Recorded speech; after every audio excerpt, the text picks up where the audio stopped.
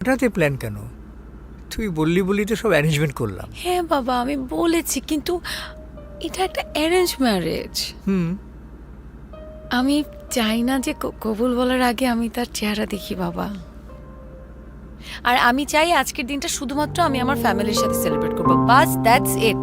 আচ্ছা, ওকে ওকে, এটা নিয়ে আমাকে আর তোকে অনুরোধ করতে হবে না, ঠিক আছে?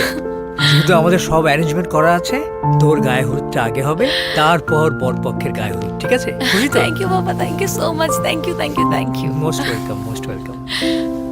যা রেডি হয়ে নে। আচ্ছা, আমাকে একটু সময় দাও, আমি রেডি হয়ে নিচ্ছি। ওকে, যা তাড়াতাড়ি ready হয়ে যা। থ্যাংক ইউ বাবা। যা।